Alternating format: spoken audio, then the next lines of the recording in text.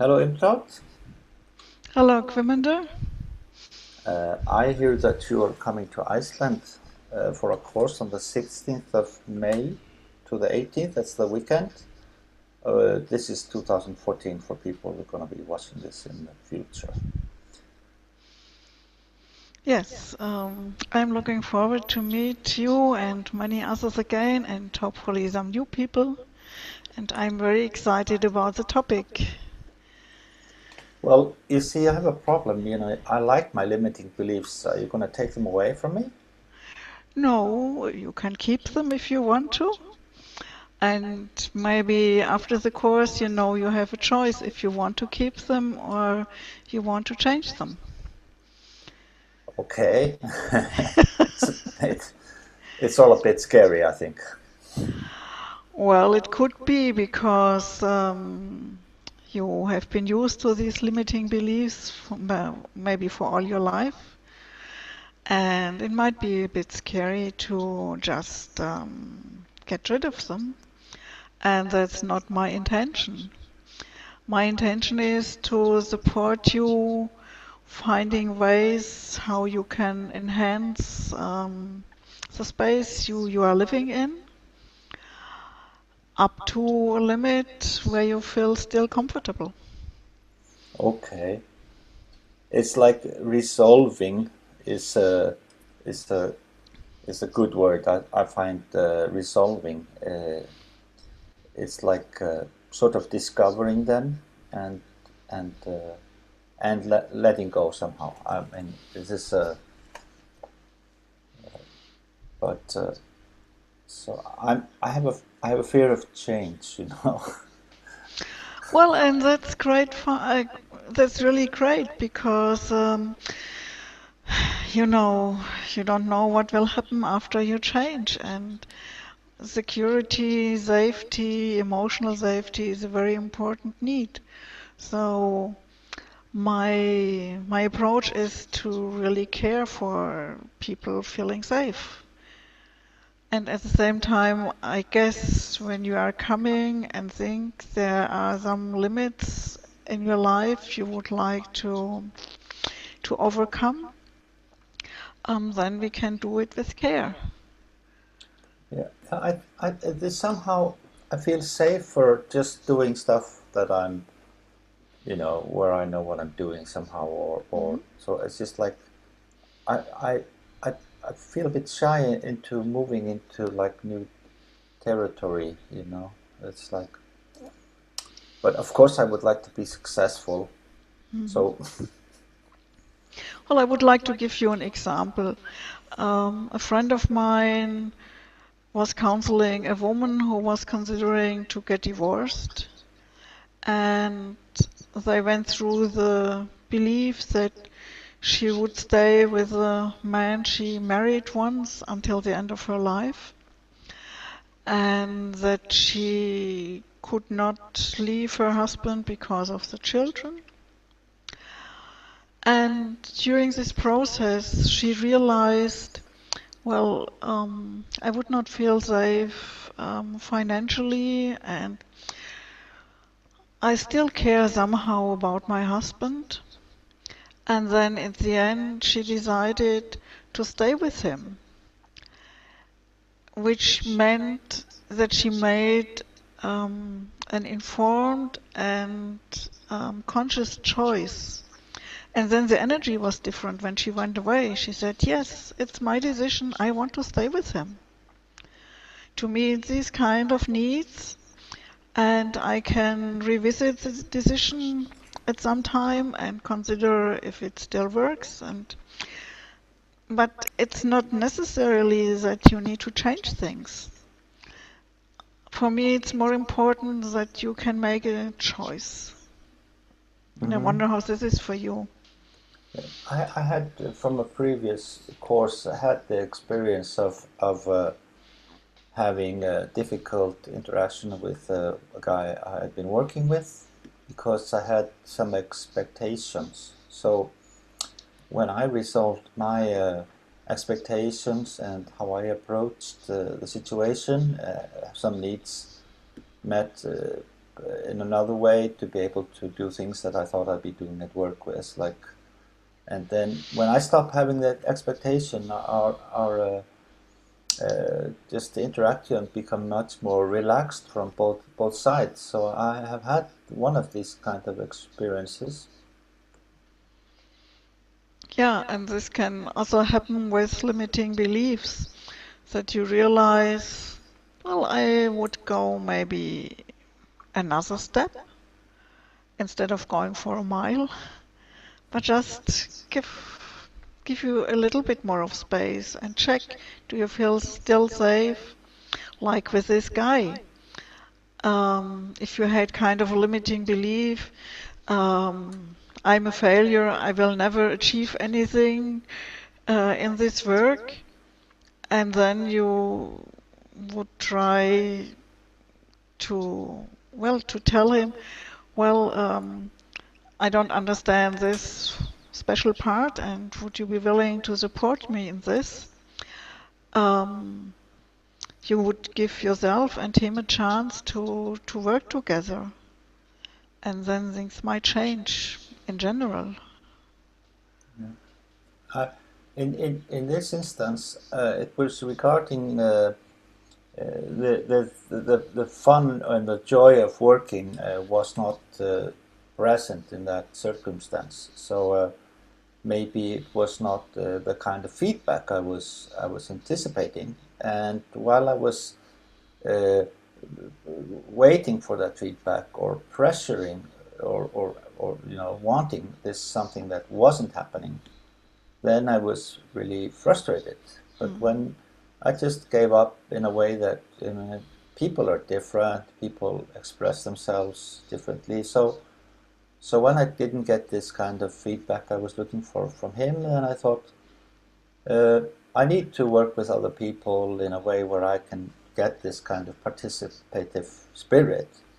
And and when I found that in another circumstance, the interaction with that other person was not burdened by my Yeah. expectation. Yes, and in a way, it is also a limiting belief. This very special person needs to give you positive feedback. So if you get really attached, the space between the two of you gets more and more narrow. And once you get feedback about something you did from someone else, there is more space between the two of you.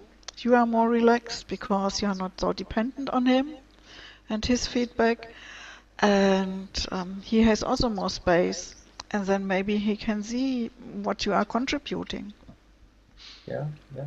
And just in general, when you appreciate 90% of some person's what they're doing and how they are, and concentrating on something that is missing, in that, like in my case, I had expectation. Hmm. So, on this course, this is limiting beliefs toward myself also.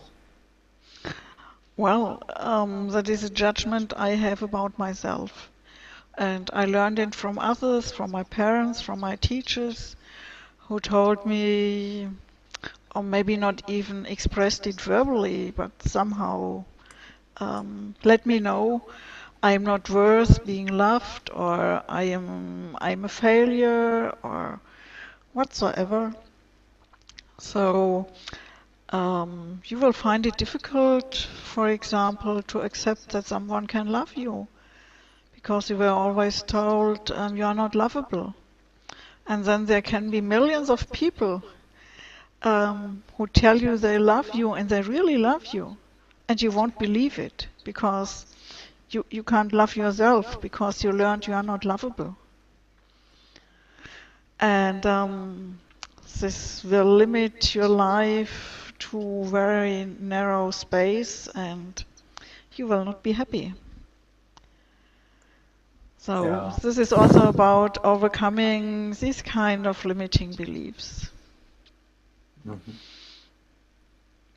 Yeah, I had put on myself some demand of being in a certain way, and and doing certain things, some of which I'm not really good at, and then get my self-image, the things I'm not good at are high on the list of things that are important because I'm not good at them. This is like catch-22 kind of thing. Well, I guess there are already several limiting beliefs. One is what you are not good at should be at the very high end of the scale, what you should be able to do. So you put your whole awareness and effort on trying to do something you believe you are not good at. Yeah. And while I'm doing it, I'm just you know chanting this mantra. This will fail. I'm Yes. yeah. Well, that's what people call self-fulfilling prophecy. Yeah, I tend to worry a lot when I'm doing certain things, and it's distracting. Hmm. Yeah, and I think if you are able to look at these limiting beliefs and you choose to change one or two of them and live up to them in a different way, um, then you have less worries. Hmm. And at times it might be really that you can't do this so very well. Maybe you are not the one who is a very good marathon runner. Hmm. So you might decide, well, that's not a limiting belief. I only wanted to be a marathon runner because someone expected it from me. But I am much better in, well, hiking or whatsoever. Hmm. So you will joyfully hike in the future instead of trying to win a marathon. Yeah, yeah, yeah. So I was thinking about this course in that we're gonna have in Alvera, which is really close to Reykjavik. It's about what 1 hour's drive. It's by a town called Selfoss. It's a very nice, very scenic place, beautiful place. It's in like the south of Iceland is well like big flat area, and this Alvira is as close to Reykjavik as you can really go without going over the mountain range. So it's not really well. You see, there's a small mountain in between Reykjavik and there. So uh, these you once you get to there, you can see all the south part, and we're gonna do some hiking. So you gotta bring some hiking shoes. Yes. Well, what I like about going to a place like this is that we will live and we see with each other, like cooking together, who is doing which kind of chores, which needs are met by me not cooking and you maybe washing up or whatsoever. So we will really negotiate how to share what is necessary to be done. And I prefer this living with each other to just going for a seminar for a few hours and then go back home. I think this experience is much more intensive and more fruitful because we really will try to live with each other. Yeah, I've noticed this that where you're like in a short course, it just doesn't really sink in. So when you start doing something you normally do, like cooking or something, it sort of gets closer to just ordinary interaction with Yeah. people. So I find when we that last summer went out of town, I really enjoyed being with other people. And I find that in your courses, usually you seem to, the whole thing is the course. It's not just when you formally start teaching. I noticed one time you had introduction and you were chatting with a teenager for like 15 minutes or something, and then some ladies said, "Aren't we going to start soon or something?" And I was thinking, she already started. You know? Yeah. Yeah. So all your interactions are like based on nonviolent communication. Yes, that's what for me NVC is about. That we really live it and not just go for a few hours and do some exercises and then go back home and shout again at our people at home. So I can hold my breath for 3 hours. There's no problem. yes, but being there for 2.5 days is a bit different. Yeah, yeah.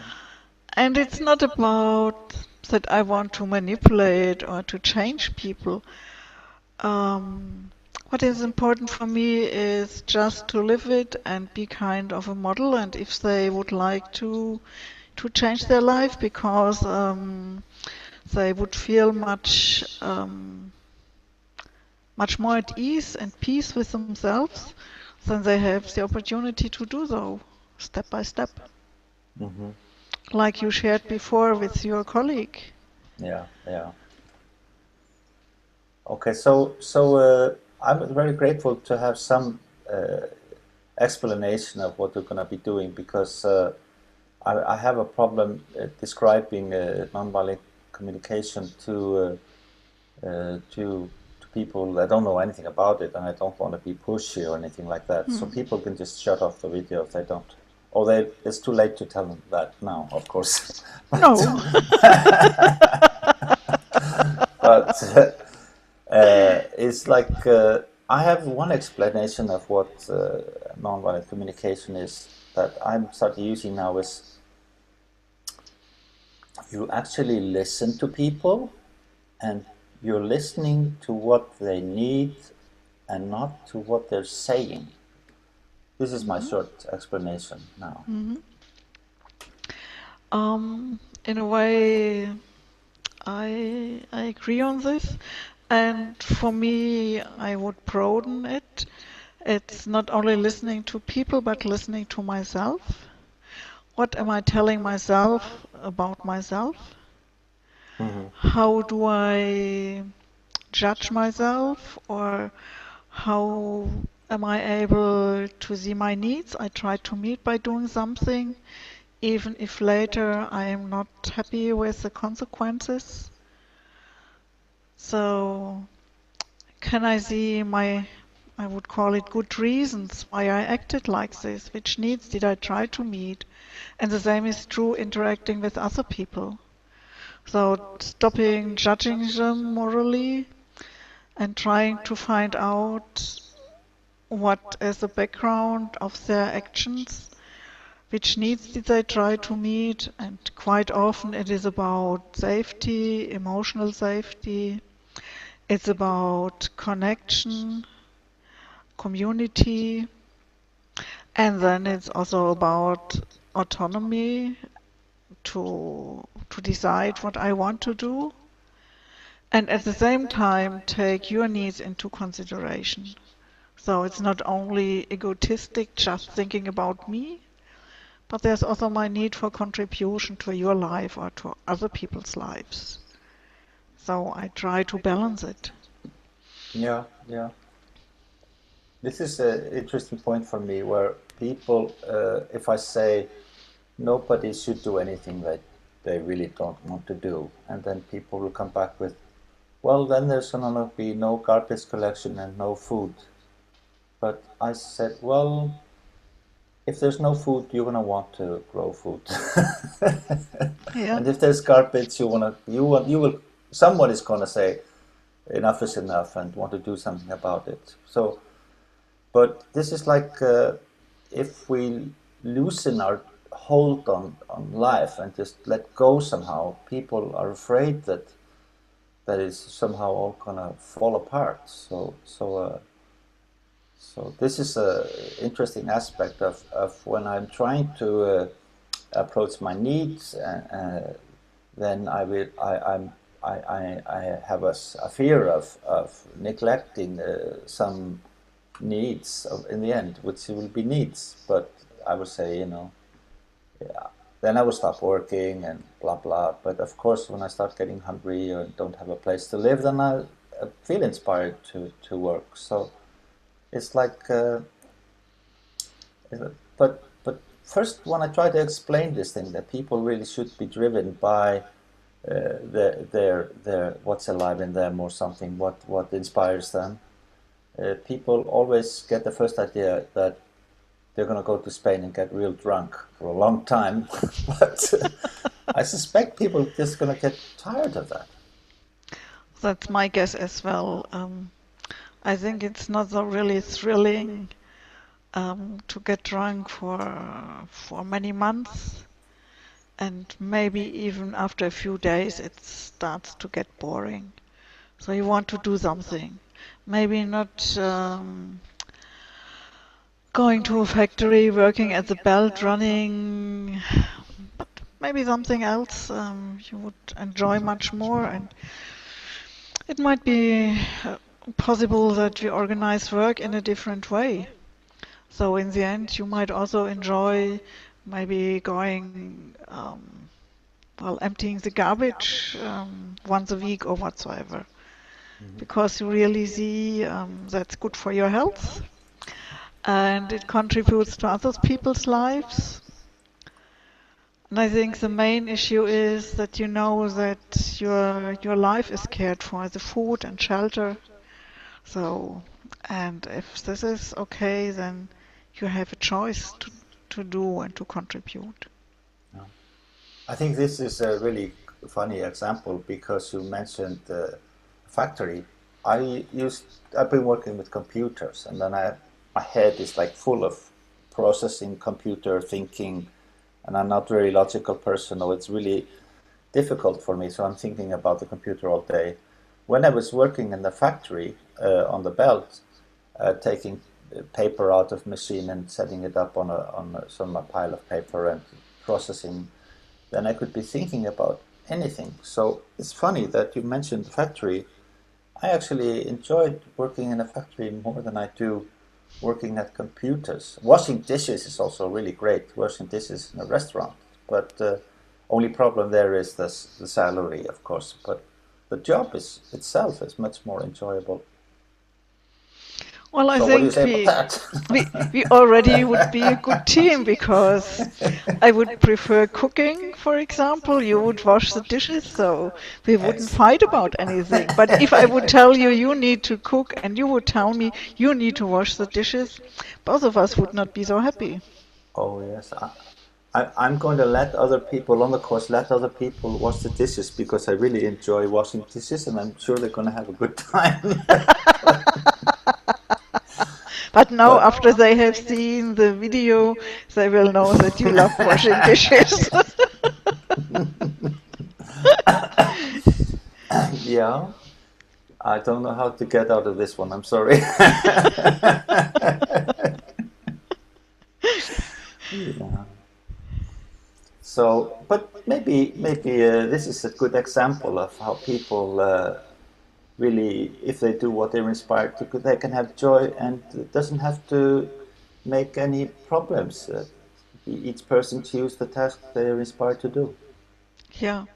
For example, I remember with my children, um, usually parents ask children to empty the garbage or to empty the dishwasher or whatsoever. And my children didn't like it. So at some time I sat down with them and asked what they would enjoy to do because I would like to share because I was working and I wanted also to share the work. So first I appreciated that they went to school and did their homework and everything was well. Because I think that's the same like me going to work.